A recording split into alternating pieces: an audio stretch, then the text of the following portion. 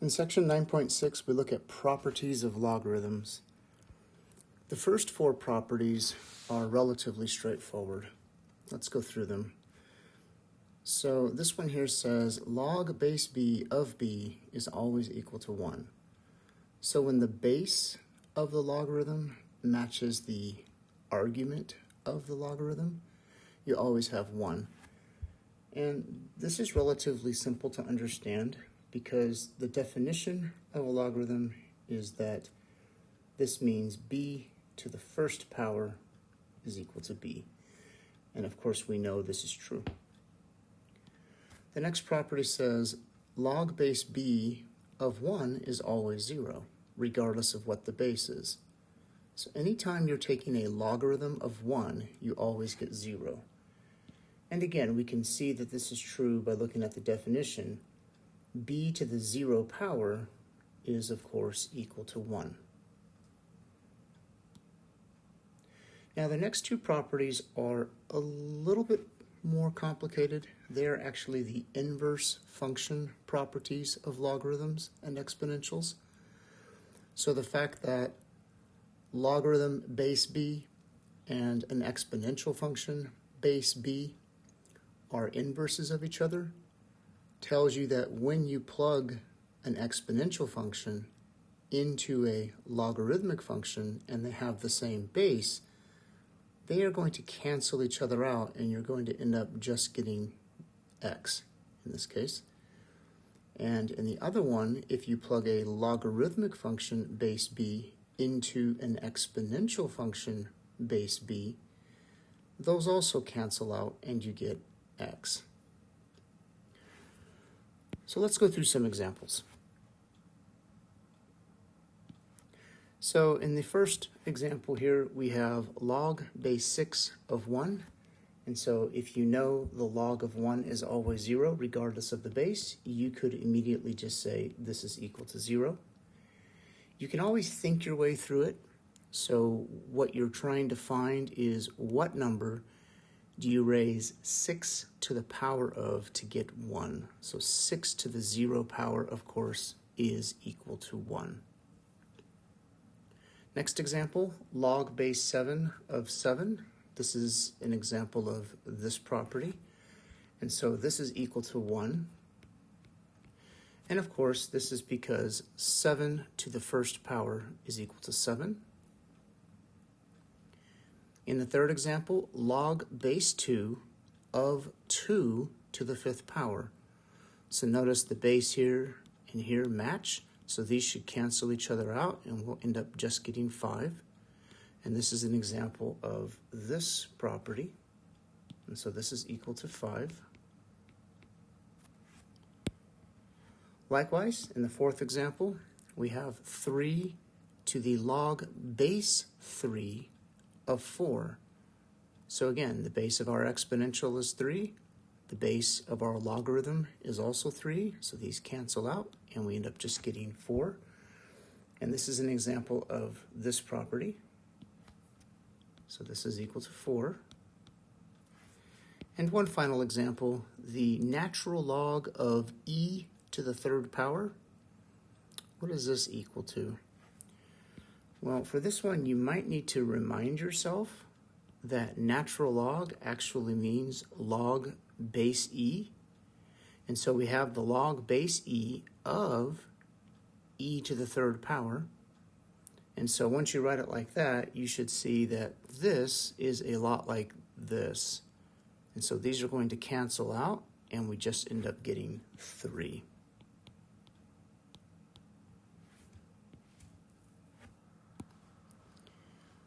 Our next set of properties of logarithms involve these. There are 3 of them.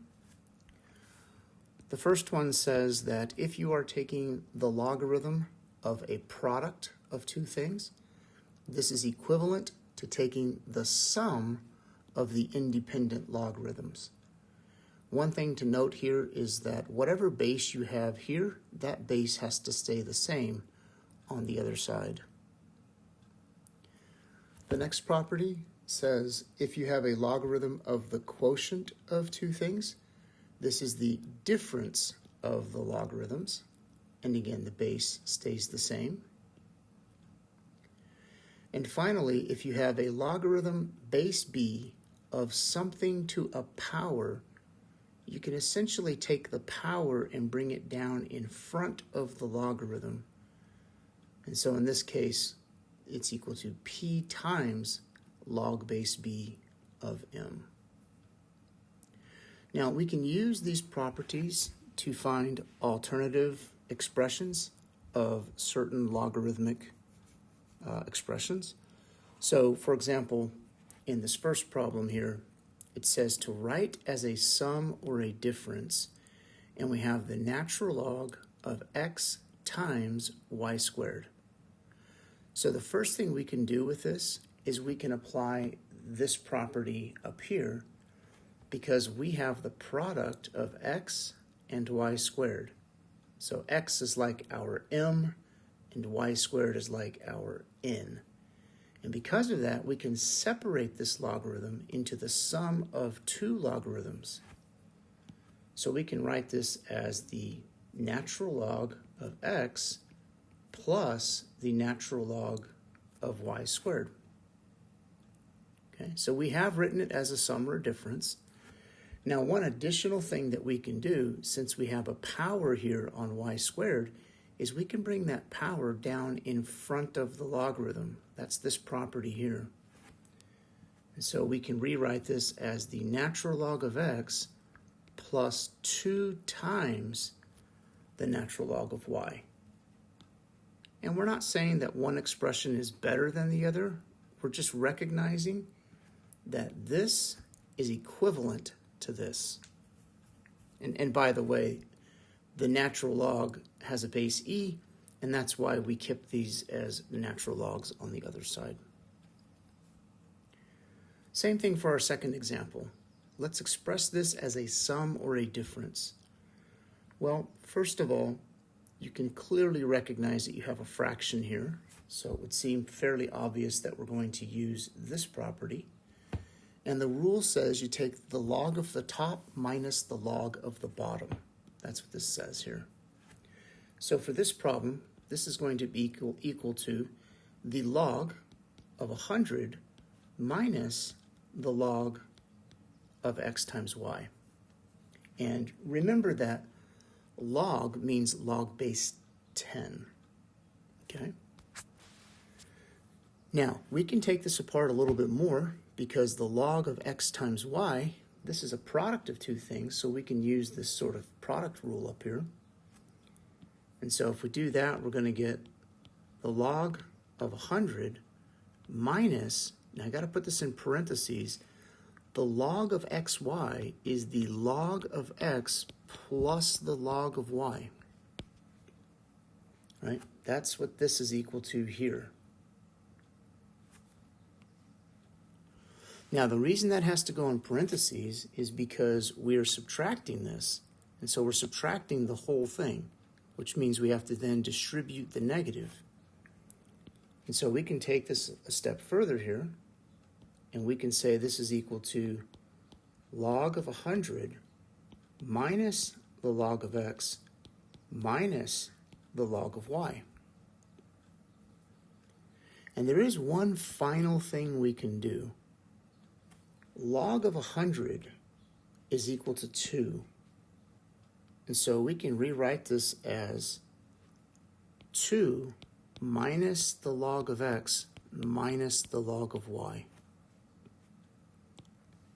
Now, why is that? Why is the log of 100 equal to 2? Let's talk about that briefly.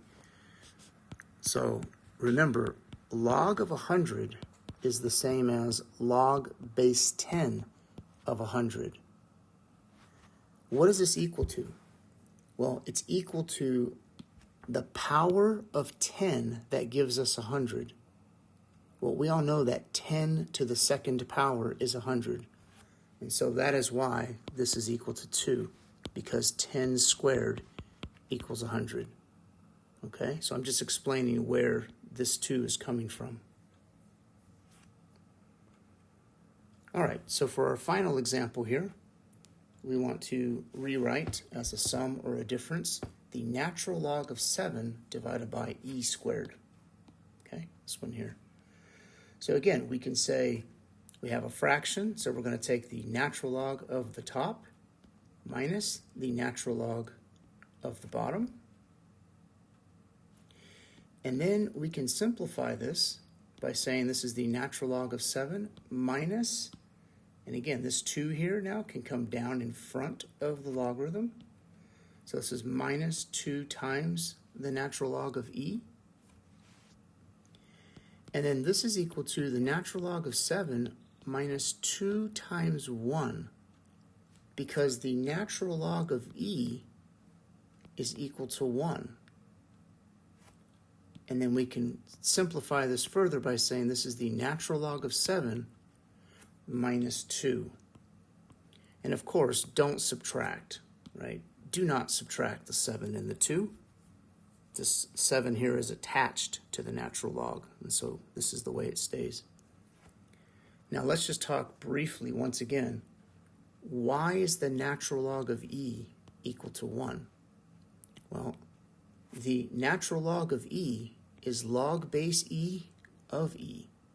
And this is equal to 1 because e to the 1 is equal to e, right? Okay, so when you're simplifying these expressions, try to keep in mind things like this where you can simplify all the way, right? I hope you would agree that 2 is simpler than the natural log of e squared. All right, so for our final 2 examples here, we are going to do the opposite of what we just did. We're going to take an expression that is made up of a sum or a difference of multiple logarithms, and we are going to write them as a single logarithm. So we're going to combine these together. Okay? So when you see subtraction, you know you can combine those together by using division here. However, one thing to keep in mind in these properties is that you have to have a 1 in front of your logarithm to use these properties here. Very important. Notice that we do not have a 1 in front of either one of these logarithms. So the first thing I'm actually going to do is I'm going to use the third property, this one here, which says that if you have a number in front of the log, should you choose, you can take that number and move it up as a power and express it in that way. So I can take 3 log of x and I can write that as the log of x to the 3rd power. Minus, and then 1/2 log of y is the same as log of y to the 1/2 power. Now from there, notice we now have a 1 in front of each one of those logarithms, so now we can combine them together as a quotient. So we can write this as a single logarithm. The top will be x cubed, the bottom will be y to the 1/2, and you could leave your answer like this, or you can rewrite this as the log of x cubed over the square root of y, because of course y to the 1/2 power is the square root of y. Okay, and for our next example, this is a little bit more straightforward. We have the log of x plus the log of x minus 5. So we have the sum of 2 logarithms. We can combine these together by multiplying the m and the n here. Right? So we're going to multiply x times x minus 5. Notice that you have a 1 in front of each logarithm, so we can combine these right away. And if we do that, this ends up being the log of x times x minus 5. And of course, you could leave your answer like this, or you could multiply out x times x minus 5 to get x squared minus 5x. And again, both of these answers would be acceptable. Okay, so we can use properties of logarithms to rewrite expressions in different formats. And the format that we'll be choosing to write it in depends largely on what we're trying to do. All right, so in section 9.7, we're going to talk about how to solve exponential and logarithmic equations. So we're going to start with the exponential equations. And we'll take a real basic rule, which says that if you have two exponential expressions that are equal to each other, and if they have the same base, so b to the x equals b to the y, this can only be true if x is equal to y. And this double arrow here means that it goes both ways. So if this is true, that implies this is true. And conversely, if this is true, that implies that this is true. So how can we use that to solve equations? Well, look at our first example here. We want to solve for x, and we have the equation 5 to the 3x plus 2 is equal to 1 over 25.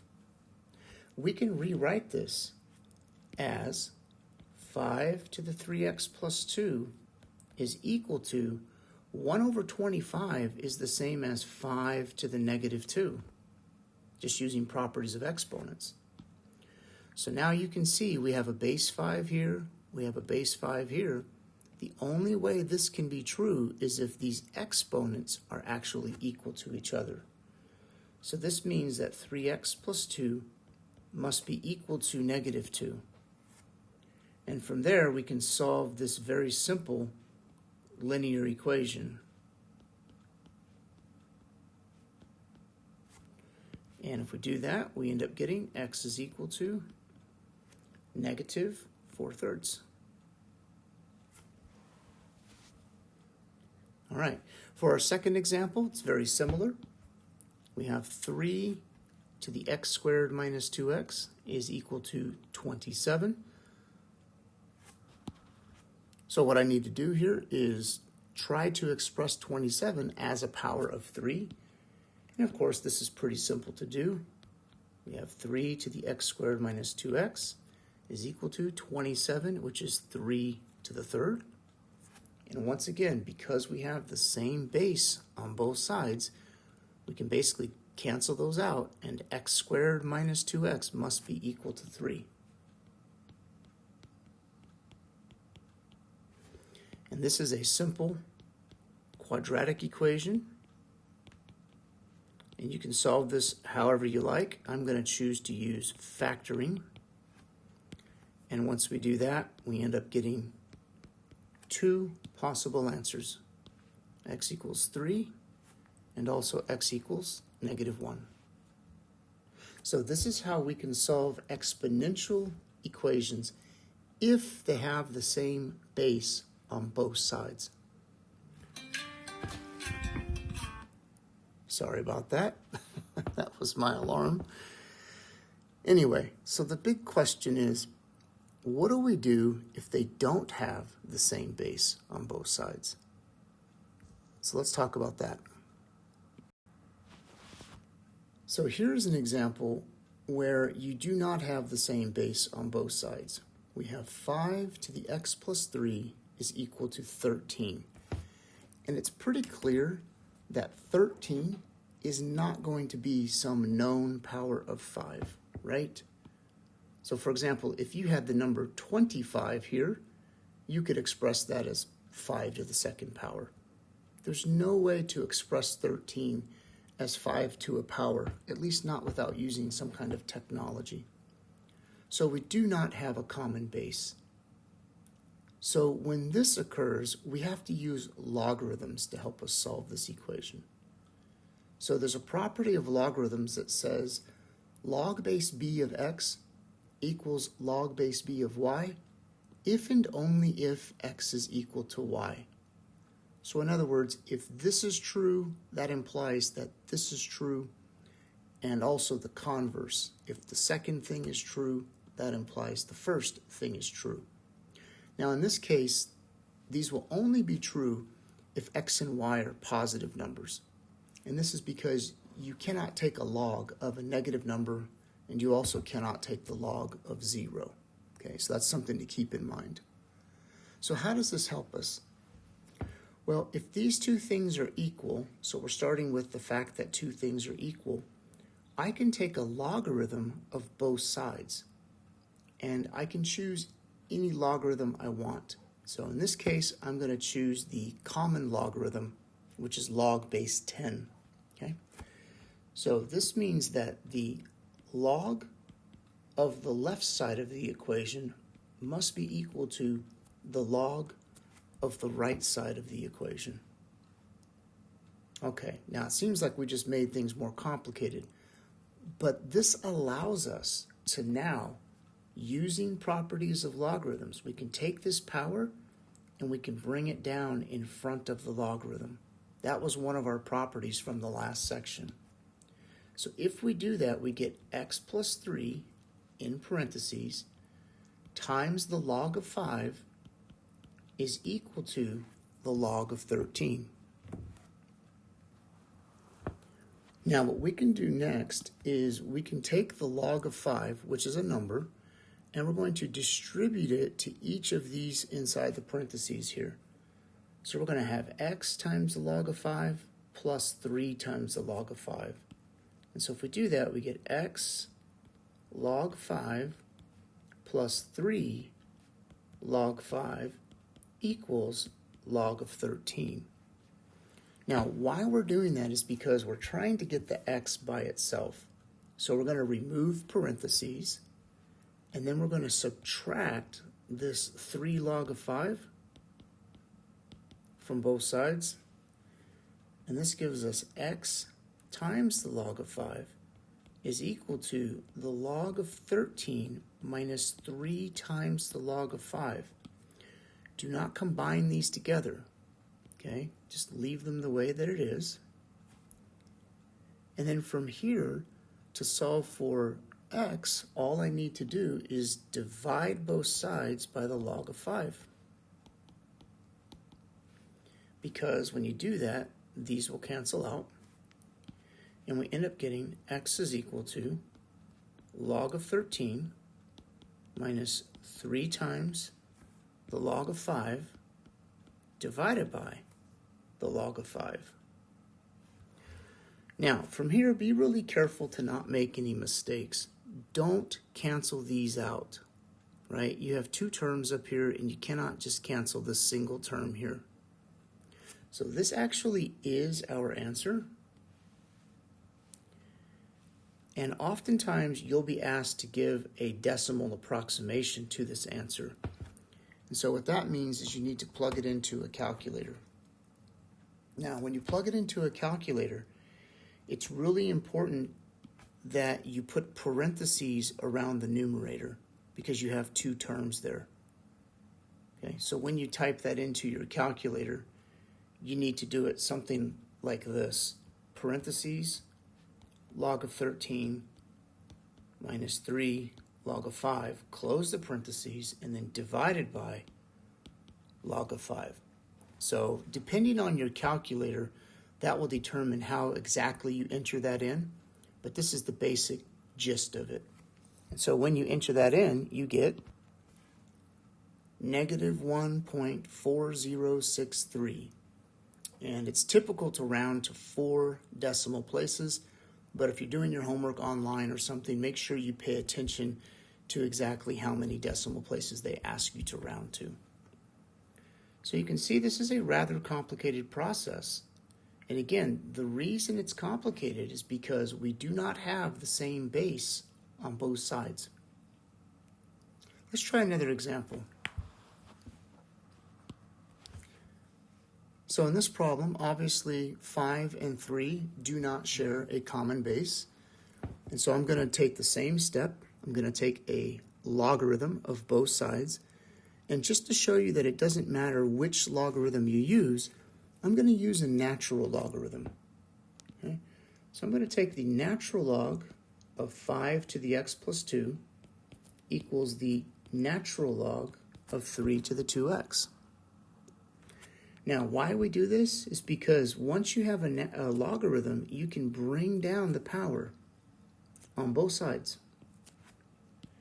And so this becomes x plus 2 times the natural log of 5 is equal to 2x times the natural log of 3. And then in our next step, we're going to multiply this out. So we're going to take x times the natural log of 5 and 2 times the natural log of 5.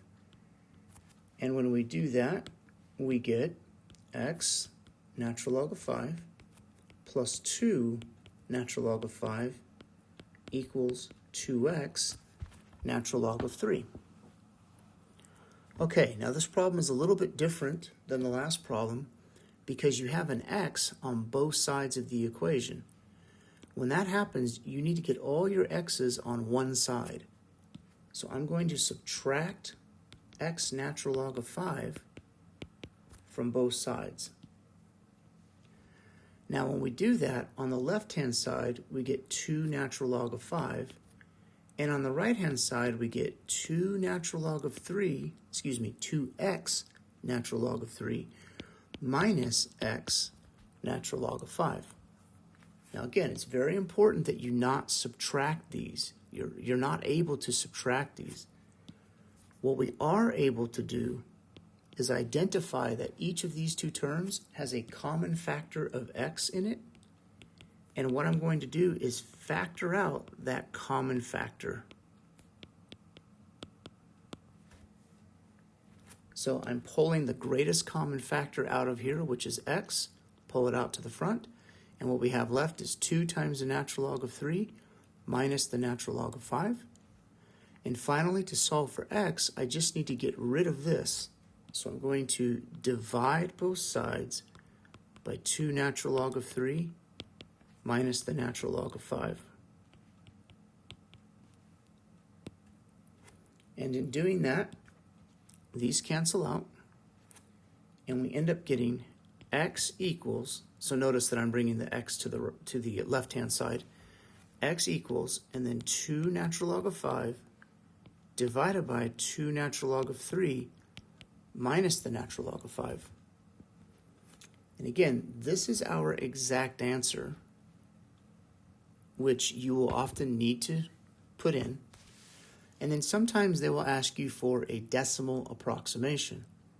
So we need to plug this into a calculator. And again, when you plug this into a calculator, in the numerator you have 2 natural log of 5. It's safe to put parentheses around that. And then divided by, in the denominator, you have 2 natural log of 3 minus the natural log of 5. And these parentheses here are required. You must have those or you will not get the right answer.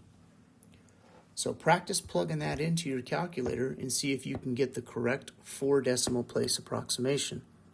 So let me go ahead and plug it into mine and see what we get. I get x is approximately equal to 5.4763. This is correct to 4 decimal places. You remember to round correctly now on that last number, right? So in this case, I actually had to round up to get the 3 there, right? So we can use logarithms to help us solve exponential equations. And this is actually one of the main reasons why logarithms are so useful. Let's do one more.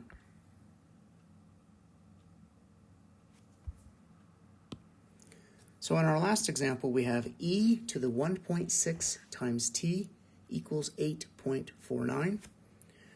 Clearly, we do not have a common base on both sides. So what I need to do here is take a logarithm of both sides so that I can bring the power down, right? We want to bring this power down. Now, I'm going to use a natural log because we have an e here. So I'm going to take the natural log of e to the 1.6 times t equals the natural log of 8.49. And again, the whole reason for doing this is now we can take this power and bring it down in front of the logarithm.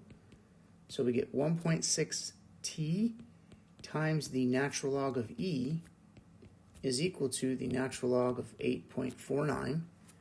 And while you're doing this, don't plug anything into the calculator until the end. Okay, so do not plug this into the calculator yet. Now let me take this opportunity to remind you that the natural log of e is equal to 1. We talked about that earlier. So if this is equal to 1, what you have here is 1.6t times 1, which of course is 1.6t, equals, on the right-hand side, we have the natural log of 8.49.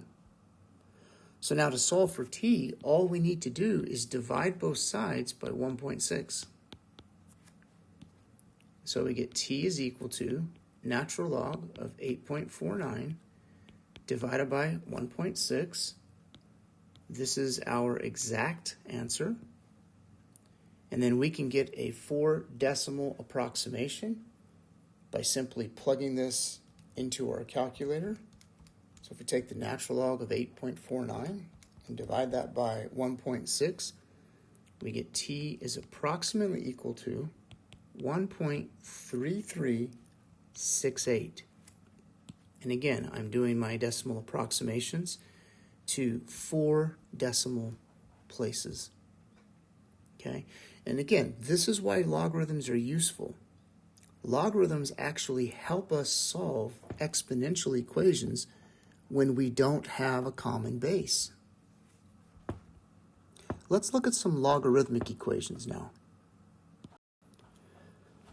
So in our next example, we have the equation log base 5 of 2x plus 3 is equal to 2.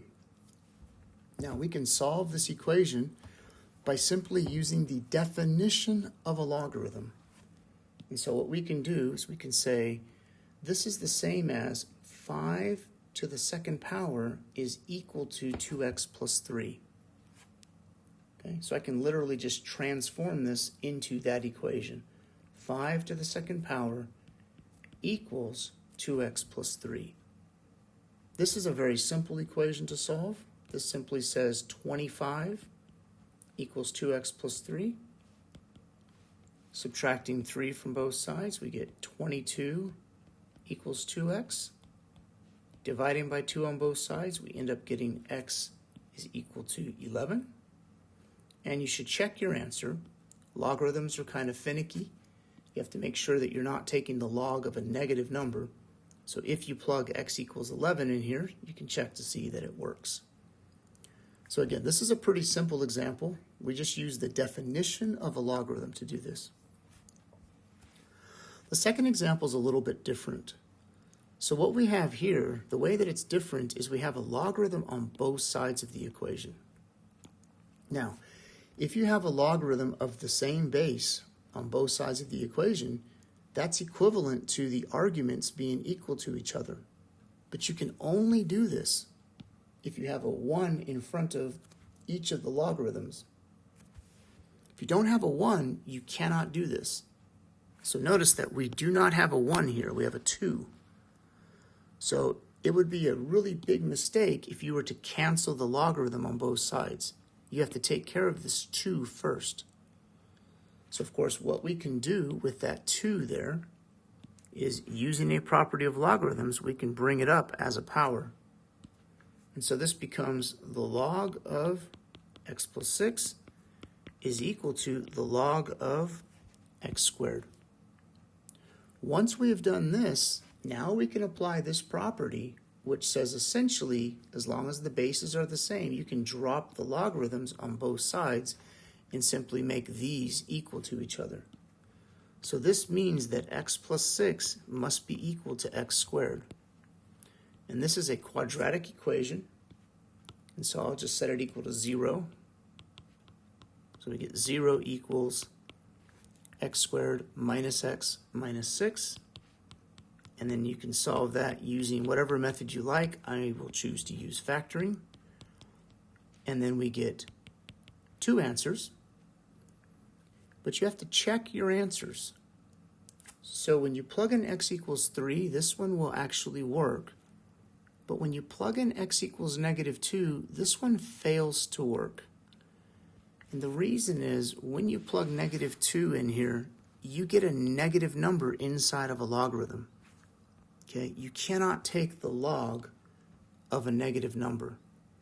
So if x equals negative 2, you get log of negative 2 plus 6. equals 2 times the log of -2. For us, this is not defined, okay? We cannot have a log of a negative. So that is why our only answer here is x equals 3. For our final examples, let's take a look at these. So in number 3 here, we have log base 2 of x plus log base 2 of x minus 2 equals 3. So what we can do first here is we can actually combine these logarithms together using properties of logarithms. So if we have the same base here, we can combine these into a single logarithm by multiplying these two arguments together. And so this gives us log base 2 of x times x minus 2 is equal to 3. Now from here, we don't have a log on both sides, so we'll just rely on our definition, which says 2 to the third power must be equal to x times x minus 2. And if we simplify, this gives us 8 equals x squared minus 2x. If we subtract 8 from both sides, we get this quadratic equation. Factoring, I come up with the solution x equals 4, or the solution x equals -2, and then you have to check your answers. So x equals 4 works.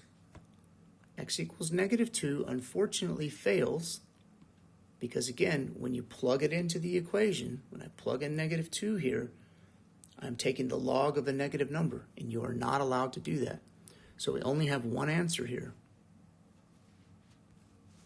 Okay, for our final problem, this is a little bit tricky sometimes. What a lot of people try to do here is they'll try to combine these into a single logarithm. But the problem is we don't have a property that allows us to do that. So what we can do instead is we can take this equation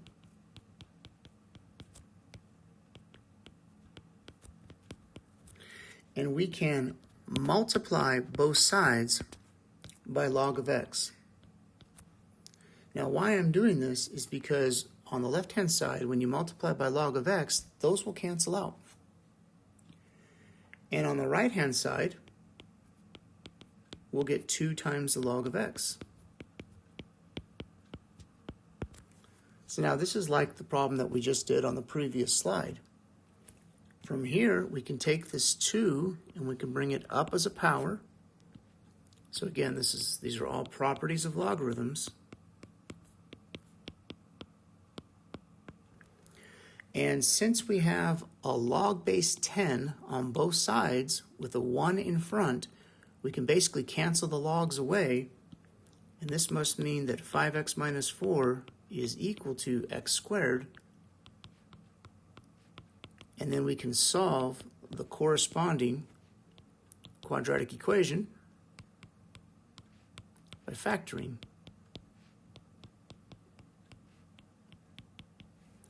And we come up with 2 answers. And upon first glance, it seems like both answers work just fine, right? If you plug in x equals 4, you have positive numbers when you're taking the logs. When you plug in x equals 1, same thing. However, it's a little bit tricky, but x equals 1 is not a solution. Let's look at why. If x equals 1, you get the log of 5 times 1 minus 4 divided by the log of 1 equals 2. This is the log of 1 divided by the log of 1 is equal to 2. Is that right? Well, it seems like it's right, but it's not. Remember, log of 1 is 0. So you get 0 divided by 0 equals 2. This is not true. 0 divided by 0 is undefined. Okay? So x cannot be equal to 1. Now, you can check the other answer. You can check x equals 4 to see if it works, and it does. But you have to be careful. So anytime you're solving a log equation, you got to check your work. You got to check your answers in the end. All right, let's do some work.